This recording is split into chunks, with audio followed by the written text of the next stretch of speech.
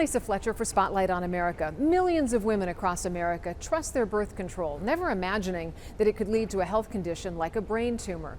But cases across the country are multiplying. And despite a growing body of research, women in the U.S. remain in the dark, while women in other countries are getting clear warnings. The night before Randy Hickman's brain surgery, she left letters for everyone in her family. I didn't know what was going to happen. I wanted them to know how much I truly do love them. It started with an emergency room visit to a Virginia hospital for dizzy spells and soaring blood pressure. Hours later, devastating news. We're admitting you to the hospital. You have a brain tumor. And at this point, I'm like, oh my God, am I going to die today? She endured life-altering brain surgery, leaving her with chronic pain, ocular seizures, and ringing in her ears. I would have never thought that me taking something to prevent a pregnancy would cause me to have a brain tumor. It wasn't until after her surgery that Randy pieced together what she believes caused it. Depo-Provera, an injectable birth control used by as many as 1/4 of American women. Emerging research, including a major French study, found a 555% increased risk of meningioma brain tumors with prolonged use. American and Canadian studies support this, with Canada's recent safety evaluation explicitly stating results warrant the need to alert women. Yet American women, unlike those in other countries, aren't getting that alert. We reviewed FDA adverse event reports for Depo-Provera in recent years.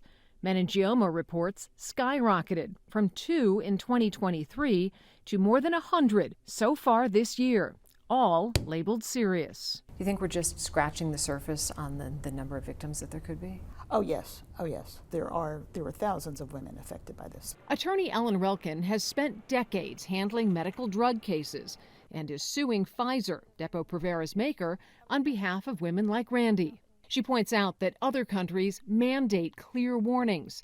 Canada's label cautions meningiomas have been reported, and the EU updated guidance last fall advising patients should be monitored for signs of meningioma. And that's what's critical.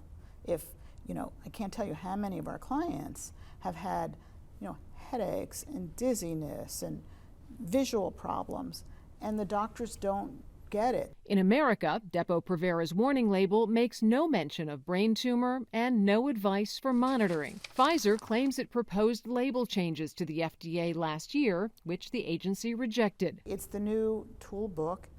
Give a half-hearted, half-baked request to the FDA, hoping that it's denied because of its inadequacy. Are you just suggesting that the language intentionally wasn't robust enough to get the FDA to approve it? Yeah, I do believe it was not robust enough. Relkin says Pfizer could have made changes without FDA approval. And as for the FDA? If you just spend an hour doing a little medical research, which you can do via Google even, you would find the long-standing association between progesterone and meningioma. They were not as diligent and thorough as they should have been. What do women deserve? We deserve to know what we are putting in our body. Pfizer did not respond to our request for comment, and the FDA told us it's aware that other nations warn women against the consequences of Depo-Provera. But the FDA did not answer our specific questions, only to say that they review drugs and take action as needed. We have filed Freedom of Information Act requests for more information, and we'll keep you posted. For Spotlight on America, I'm Lisa Fletcher.